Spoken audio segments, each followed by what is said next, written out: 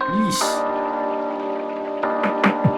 Hello guys and welcome to a very special episode of Astro Music and Tutorial. When I say special, I mean we're gonna be going back a few steps. We're gonna be going back a few steps to the basics of FL Studios. This is basically gonna be FL Studio for noobs. This is a video that I wanted to make for a while. It's gonna be a type of FL Studio beginner's guide that I wish that I would have seen when I first started FL Studio, because as you know, FL Studio is massive. It is visually overwhelming when you first start out. I remember being completely lost the first week, needing a freaking map to navigate through the different windows and the different buttons and presets of FL Studio. Now, I did watch a lot of tutorials back then on how to navigate through FL Studios, but then I remember being constantly overwhelmed with the amount of information that the producer would throw my way. And now that I'm more experienced and know exactly what to do in this software, I realized that there were a lot of information that they threw at me that was kind of unnecessary. Because when you're making a beginner's FL Studio guide, you need only the essentials. I feel like I'm starting to repeat myself. Before I start repeating myself again, let's just jump into the video and I'll show you exactly what I'm talking about. So you've acquired FL Studios, you've installed it in your computer, and you've opened it up for the first time, and this is what you come to. And your first thought must be, what the hell is going on? What is all this? Where do I go? What do I do? How do I make some damn music? I'll tell you exactly what you need to know. Now, bear in mind, like I said in the beginning, I'm not going to tell you everything about FL Studios because you don't need to know everything about FL Studios. I don't even know everything about FL Studios. I'm still learning day by day. So first off, I don't know exactly what you're going to see when you open up FL Studios. It might be a jumble of all of these windows. But what you have to do first is come to this button over here. The first button after this pattern bar, just click it. And this right here is going to be basically the main menu hub of your FL Studio. This is where the action takes place.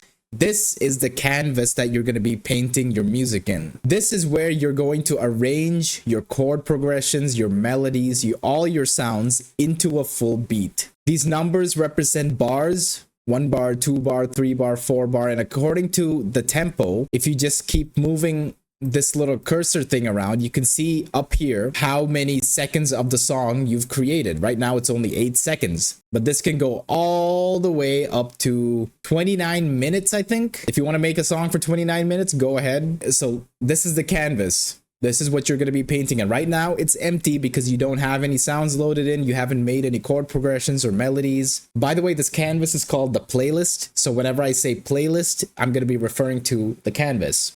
Now for the second button right after the playlist, it's the piano roll. So let's click that. And this is where the magic happens. This is where you create your own chord progressions and melodies. This is FL Studio's inbuilt MIDI piano. Right now, if you click it, there are no sounds because I haven't loaded an instrument in. Now, if you have a MIDI keyboard and you have it connected to your FL Studios, each note of your keyboard will be mapped to the inbuilt FL Studio keyboard, so you can just play everything here and it'll record for you. To access your MIDI keyboard, first buy a MIDI keyboard, of course.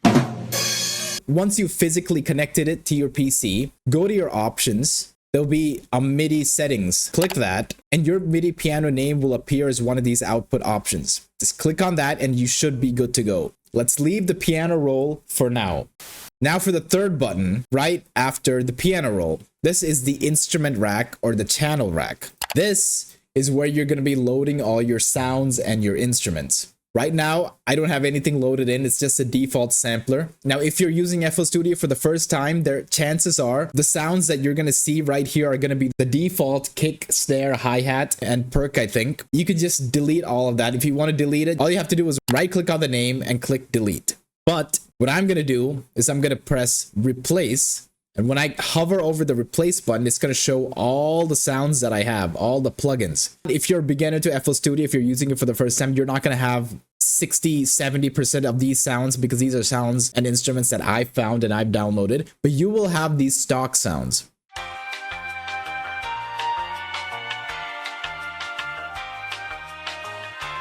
We've got the playlist down, we've got the piano roll down, and we've got the instrument rack down. Right here, this is the mixer channel. Now, before I click it, this may look overwhelming. This is the mixer channel. This is where you're going to be mixing your instruments and your sounds, adding effects to your instruments and your sounds, and also mastering your song as a whole. This is how you use the mixer. Once you've loaded in a sound like this, go to this little box over here and scroll up with your mouse wheel and it will say 1. It can keep changing accordingly. You'll notice that as I change through the numbers, different mixer channels of the mixer will be highlighted. That's because the sound is being mapped to a particular channel. So I'm going to keep this in 1. Right now, it's being mapped to the first channel. By default, it's going to say insert 1. Right click on the insert 1, and there's a lot of options. You can change the color of the channel, change the name, change the icon. I've never changed the icon before, but we're just going to click the first one.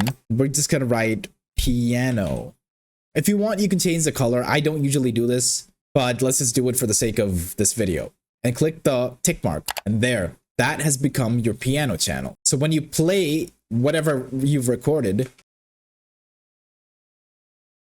you can see the piano sound in this channel. Now, way over here on the right side where it says slot 1, slot 2, slot 3, this is where you add your effects. Now, once again, I'm only going to be using stock sounds to make it easier for you. So don't be overwhelmed with the number of sounds you see on the screen. Forget everything you see. Focus on the sounds that start with fruity. This is going to be your stock sound. Everyone with FL Studios will have these stock sounds. So now you know what a playlist is, you know what a piano roll is, you know what an instrument rack is, you've loaded in a sound or an instrument, you've assigned it to your mixer channel, and you've also mixed that sound. Now come back to the playlist and we can start painting the canvas. Right now we only have one sound, so it's literally like painting with just one color. But yeah, this is basically where you arrange your beats, your sounds into a full beat.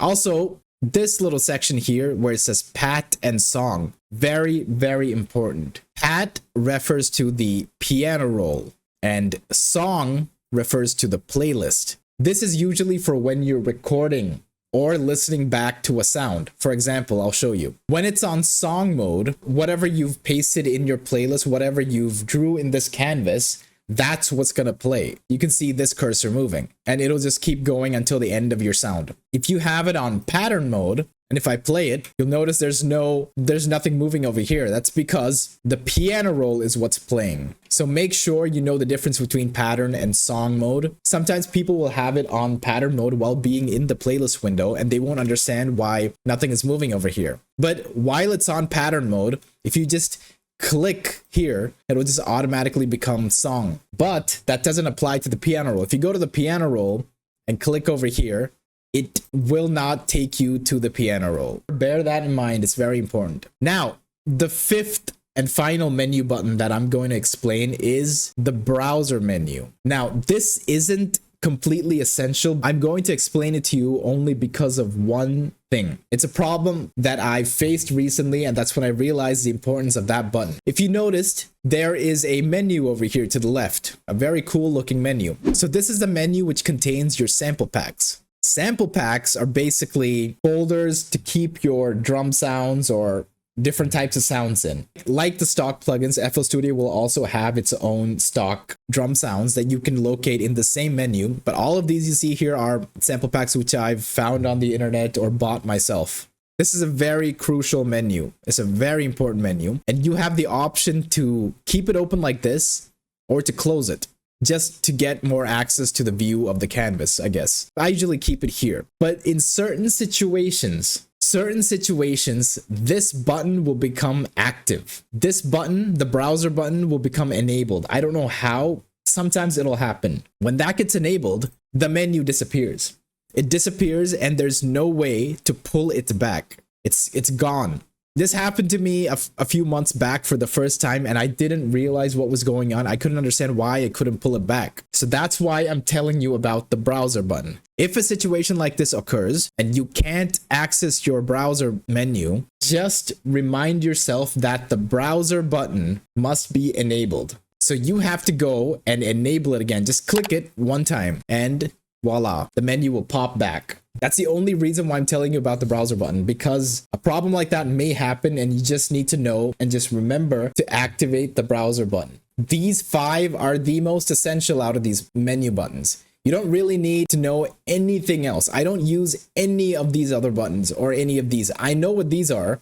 This is a plugin picker. If you click this, every plugin that you have loaded into your project will pop up. Plugin and pattern apparently, and chords and everything. So right now we only have FL Keys open and the first pattern, that one chord progression. So only that's going to be active. And then we have your plugin picker. If you click this, every single plugin that you have loaded in your FL Studios will pop up. You can see the menu over here. You can just find it accordingly. I never use this. I don't find this useful at all. It's just way too much. I just do it the old-fashioned way by going to the instrument rack and just finding the plugin that I need. Anyway, after that, we have the tempo tapper. This is only important when you're working with samples that you don't know the tempo to. In that case, you could just play the sample and tap this according to the beat of the sample, and it will show you what tempo the sample is in. Right now it says 95, so the tempo gets automatically adjusted to 95. I haven't used this in a very long time because I work with samples that I usually know the tempo to, or I find a way to just adjust it to the tempo that I'm working with. And yeah, that's pretty much it.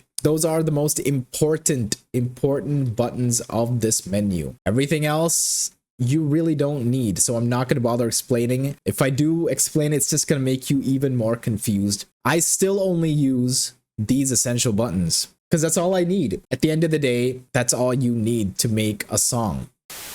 Now, this is where I'm going to end the video because like I said, I don't want to overstimulate you with too much information that you can't handle right now. This is all you need to know for now. This is all you need to start making your music.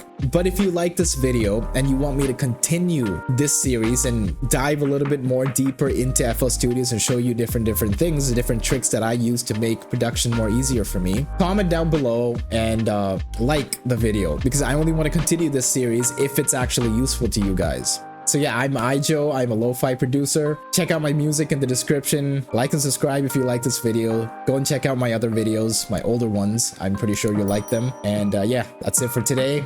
I'll see you next week.